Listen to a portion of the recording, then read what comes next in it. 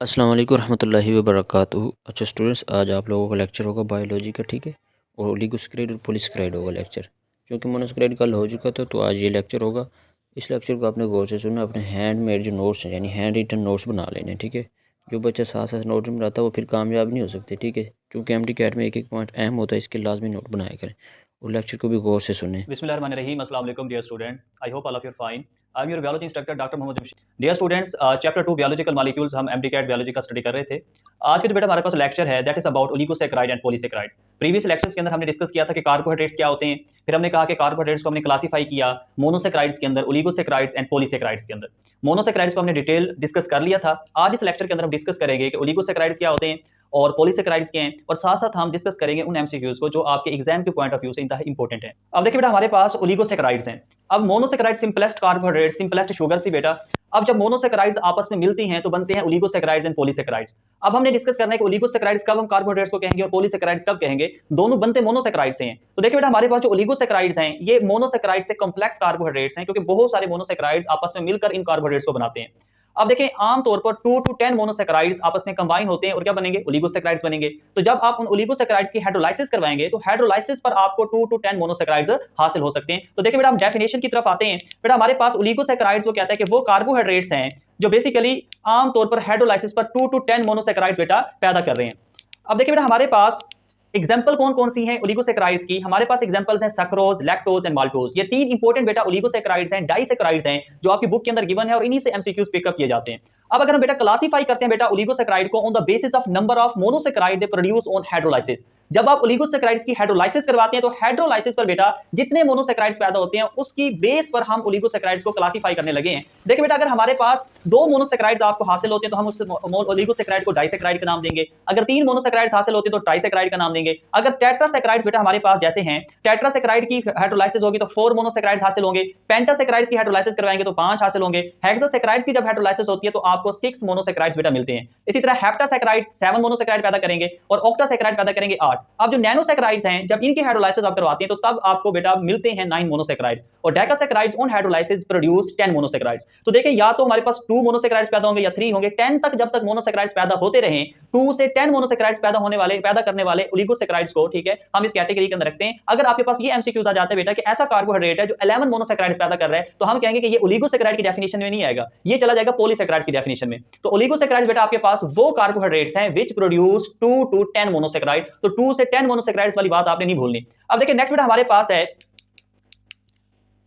Disaccharides. अब देखिए हमारे पास डाइसैकेराइड्स क्या होंगे बेटा। बेटा हमारे पास जो डाइसैकेराइड्स हैं ये वो कार्बोहाइड्रेट्स हैं, ये वो हमारे पास बेटा ओलिगोसैकेराइड्स हैं जो 2 मोनोसैकेराइड से मिलकर बनते हैं। अब देखिए बेटा, हमारे पास 2 monosaccharides are combined and form a disaccharide. अगर आपके पास 2 मोनोसैकेराइड्स आपस में मिलते हैं, ठीक है, और आपके पास जो ओलिगोसैकेराइड बनता है, देन आप उसे क्या नाम देंगे, डाइसैकेराइड का। अब देखिए 2 मोनोसैकेराइड्स को आपस में जोड़कर रखने वाली फोर्स भी तो कोई होनी चाहिए ना, कि जो 2 मोनोसैकेराइड्स को आपस में पकड़ कर रखे। तो बेटा आपके पास कार्बोहाइड्रेट्स में 2 मोनोसैकेराइड के दरमियान जो फोर्स प्रेजेंट होती है, जो बॉन्ड प्रेजेंट होता है, उस बॉन्ड को बेटा आप नाम देते हैं ग्लाइकोसिडिक बॉन्ड का। तो ये बात आपने भूलनी नहीं है बेटा कि हमारे पास glycosidic bond is the covalent bond between 2 monosaccharides. तो देखिए बेटा, ये इसकी डेफिनेशन है कि ग्लाइकोसिडिक बॉन्ड जिसे आप कार्बन ऑक्सीजन से रिप्रेजेंट करते हैं is the covalent bond between 2 monosaccharides. अब इसकी डायग्रामेटिक रिप्रेजेंटेशन देखते हैं। देखिए बेटा, हमारे पास 2 मोनोसैकेराइड्स हैं और उन 2 मोनोसैकेराइड के दरमियान ये जो मैंने मेंशन किया हुआ है, ठीक है, बॉक्स के अंदर, ये जो कार्बन ऑक्सीजन बॉन्ड है इसे आप नाम देते हैं ग्लाइकोसिडिक बॉन्ड का। देखिए इसमें एमसीक्यू कैसे आएगा, वो कहेगा कि हमारे पास मोनोसैकेराइड्स के दरमियान, ठीक है, पॉलीसैकेराइड या ओलिगोसैकेराइड के अंदर जो बॉन्ड प्रेजेंट होता है उसे क्या नाम दिया जाता है। या तो कहेगा कार्बन नाइट्रोजन जो कि पेप्टाइड बॉन्ड है, ठीक है, या वो कहेगा कार्बन हाइड्रोजन जो कि हमारे पास केमिकल बॉन्ड है,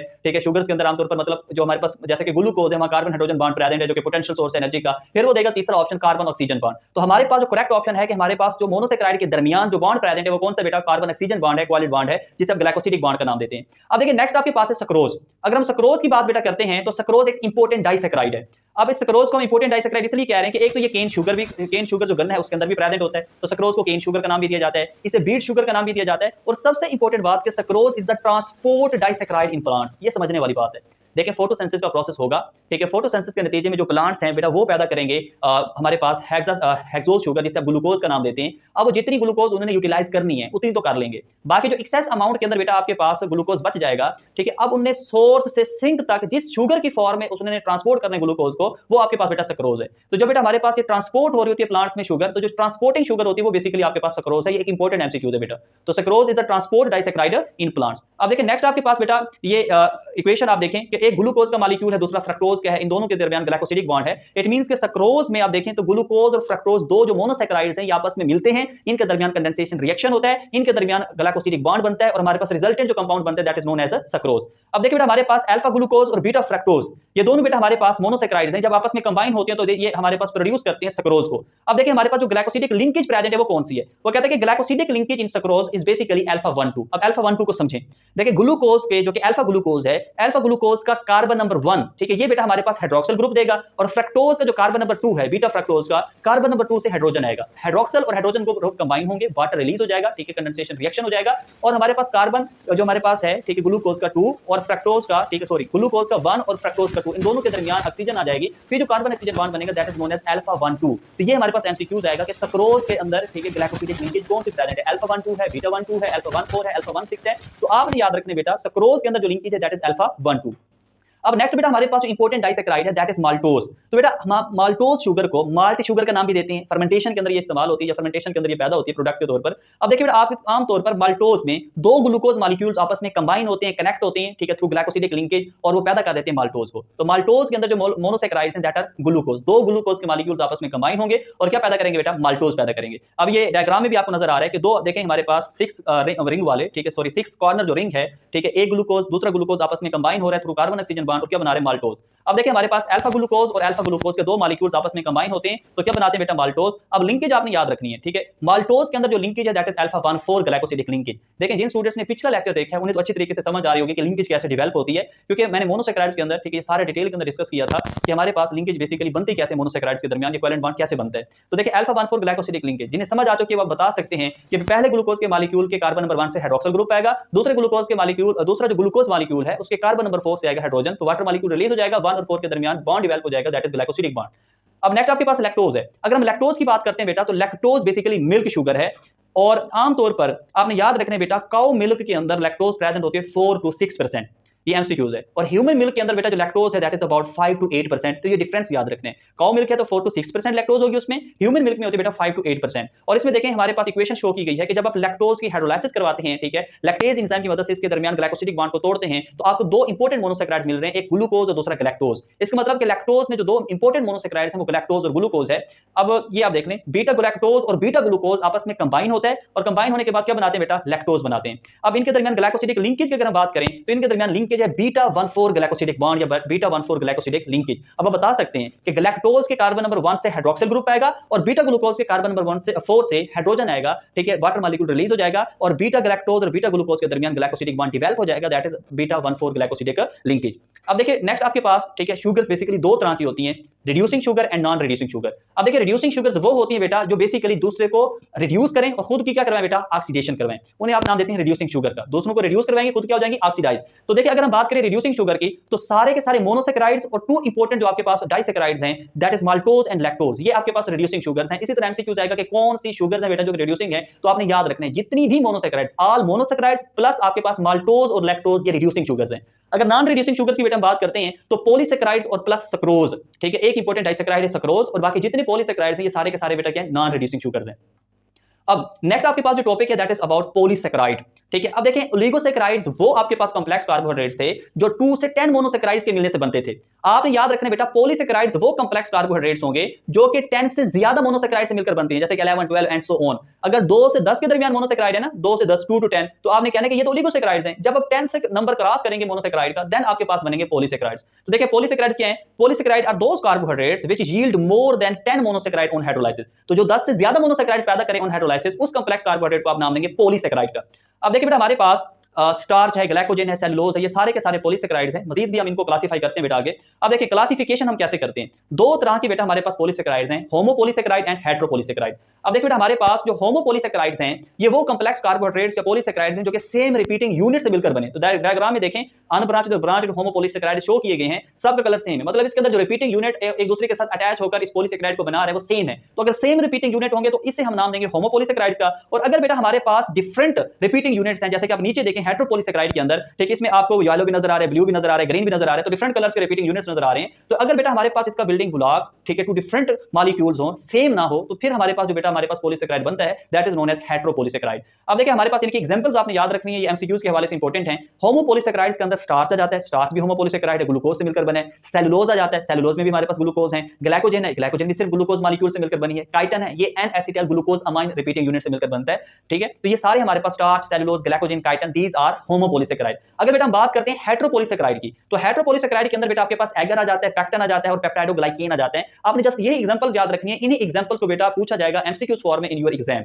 अब देखिए मूव करते हैं बेटा इनकी प्रॉपर्टीज की तरफ। तो देखिए हमारे पास बेटा जो पॉलीसेकेराइड्स हैं, जो कि बहुत सारे मोनोसेकेराइड से मिलकर बनते हैं, तो इनका मॉलिक्यूलर वेट हाई होता है और ये कॉम्प्लेक्स कार्बोहाइड्रेट्स हैं। तो आपको ये बात पता है कि जितना मॉलिक्यूलर वेट इंक्रीज होता जाएगा, सोलुबिलिटी जो है इनकी कार्बोहाइड्रेट्स की वो कम होती जाएगी। तो जो पॉलीसेकेराइड्स हैं दे आर इनसोलुबल इन वाटर। और बेटा हमारे पास जितना मॉलिक्यूलर वेट इंक्रीज हो जाता है, उतना ही हमारे पास कार्बोहाइड्रेट्स टेस्ट लेस होते जाते हैं। तो आपने ये बात भी जहन के अंदर रखनी है कि जो पॉलीसेकेराइड्स हैं these are basically tasteless carbohydrates, और इनके आप हाइड्रोलाइसिस करवा सकते हैं। जब हाइड्रोलाइसिस करवाएंगे तो जिन चीजों से ये मिलकर बने हैं उन्हीं को ये पैदा कर देंगे, मतलब बहुत सारे मोनोसेकेराइड्स आपको मिलेंगे।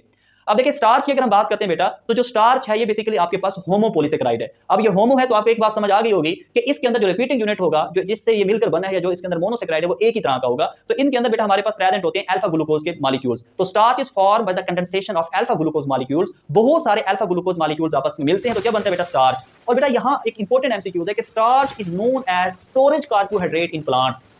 सक्रोज को आपने नाम दिया था इंपॉर्टेंट ट्रांसपोर्टिंग डाइसेकेराइड का, ये है स्टोरेज कार्बोहाइड्रेट इन प्लांट्स। अब यहाँ आपने समझनी है ये बात, लेकिन जब हमारे पास प्लांट्स फोटोसिंथेसिस के जरिए ग्लूकोज बना लेते हैं, जितना इस्तेमाल करना था कर लिया, बाकी ये सिंक के अंदर जाकर स्टोर करते हैं। अब देखिए बेटा हमारे पास जब ट्रांसपोर्ट करेंगे तो ग्लूकोज कन्वर्ट होगा सक्रोज में, तो सक्रोज ट्रांसपोर्टिंग डाइसेकेराइड हो गया। अब आपने एक बात याद रखनी है कि जब ये सिंक के अंदर पहुंच जाएंगे तो वहां पर हमारे पास बहुत जितने भी ग्लूकोज मॉलिक्यूल्स बनेंगे, ठीक है, तो सारे ग्लूकोज मॉलिक्यूल्स आपस में कंबाइन होंगे, ठीक है, उनकी कंडेंसेशन होगी और आखिर में क्या बन जाएगा स्टार्च। तो प्लांट्स के अंदर जिस शक्ल में कार्बोहाइड्रेट स्टोर होता है वो क्या बेटा स्टार्च है, और हमारे अंदर ठीक है वो ग्लाइकोजन हम आगे डिस्कस करेंगे। तो स्टार्च बेटा आयोडीन टेस्ट कौन सा देता है बेटा, कौन सा कलर देगा आयोडीन सॉल्यूशन के साथ, तो starch gives blue colour with iodine test. ये इंपॉर्टेंट एमसीक्यूज है बेटा।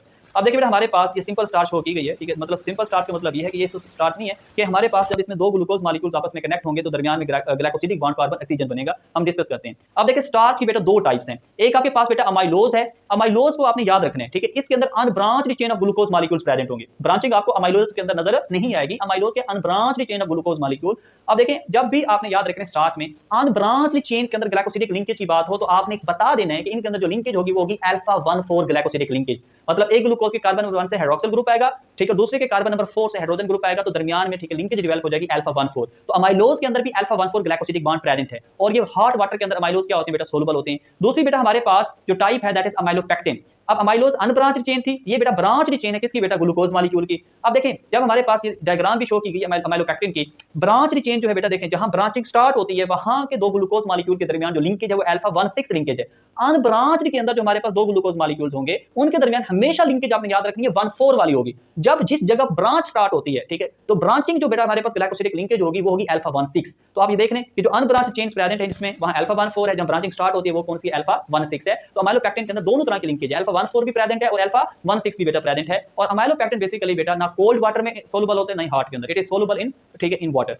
अब देखिए नेक्स्ट आपके पास बेटा ग्लाइकोजन है। अगर हम ग्लाइकोजन की बात करते हैं बेटा तो it is form by the alpha glucose. बहुत सारे अल्फा ग्लूकोज मॉलिक्यूल्स आपस में मिलते हैं तो ग्लाइकोजन बनता है। तो जब आप ग्लाइकोजन के हाइड्रोलाइसिस करवाएंगे तो बहुत सारे अल्फा ग्लूकोज मॉलिक्यूल आपको हासिल होंगे। तो glycogen on hydrolysis produce many alpha glucose molecule, ठीक है, और ये बेसिकली एनिमल स्टार्च भी कहलाती है। ये इंपॉर्टेंट एमसीक्यूज है बेटा। Glycogen is also known as animal starch. इसे एनिमल स्टार्च का क्यों नाम देते हैं, प्लांट्स में जिस शक्ल में कार्बोहाइड्रेट स्टोर होता था, जो स्टोरेज कार्बोहाइड्रेट था वो क्या था, स्टार्च था।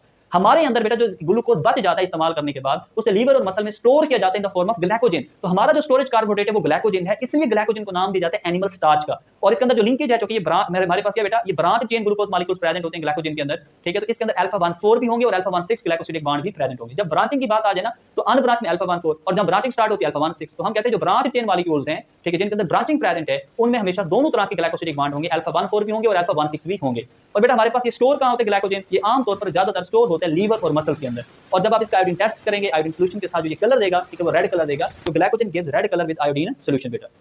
अब नेक्स्ट आपके पास सेलुलोज है। अब देखिए सेलुलोज को आप अच्छी तरीके से जानते हैं, ये तो प्लांट के सेल वॉल में भी प्रेजेंट होती है, ठीक है। अच्छा, अब इसमें कौन से ग्लूकोज मॉलिक्यूल होंगे? देखिए स्टार्च और ग्लाइकोजन के अंदर अल्फा ग्लूकोज मॉलिक्यूल्स प्रेजेंट होते हैं, और इस स्टार्च हम खाएं उसको भी हम डाइजेस्ट करवा सकते हैं, हम बेटा अगर खाएं ग्लाइकोजन उसको भी डाइजेस्ट करवा सकते हैं, क्योंकि हमारी बॉडी के अंदर एंजाइम जो अमाइलेज प्रेजेंट है ये हमारे पास अल्फा लिंकेज को आसानी के साथ तोड़ सकते हैं, चाहे अल्फा 14 हो चाहे अल्फा 16 हो। लेकिन आपने बात याद रखनी है, सेलुलोज के अंदर जो मॉलिक्यूल ग्लूकोज के प्रेजेंट है वो बीटा ग्लूकोज वाले हैं, और हमारे अंदर कोई ऐसा एंजाइम नहीं है अमाइलेज जो कि बीटा लिंकेज को तोड़ सके। तो आपने ये बात याद रखनी है बेटा। तो देखिए बेटा हमारे पास सेलुलोज के मोस्ट अबंडेंट कार्बोहाइड्रेट है, सबसे ज्यादा जो कार्बोहाइड्रेट पाए जाते हैं सर पर वो क्या बेटा सेलुलोज है, ठीक है। It is form by the condensation of beta glucose, बहुत सारे बीटा ग्लूकोज मॉलिक्यूल्स आपस में कंडेंस होंगे, ठीक है, इनके दरमियान रिएक्शन होगा तो क्या बनाएंगे बेटा सेलुलोज बनाएंगे। और इस हमारे पास ये इंपॉर्टेंट एमसीक्यूज है कि what is the pure form of cellulose, cellulose की जो प्योरेस्ट फॉर्म है बेटा वो क्या कॉटन है, ये आपने याद रखना है। नेक्स्ट जो लिंकेज इसमें प्रेजेंट होगी बेटा वो कौन सी होगी, ठीक है, ये बेसिकली हमारे पास बीटा 14 ग्लाइकोसिडिक बॉन्ड प्रेजेंट होते हैं सेलुलोज में, तो हमारे अंदर जो अमाइलेज एंजाइम है वो अल्फा 14 लिंकेज को तो तोड़ सकता है, लेकिन बीटा 14 लिंकेज को सेलुलोज में मौजूद जो है उसे नहीं तोड़ पाता, इसलिए हम सेलुलोज को डाइजेस्ट नहीं कर पाते।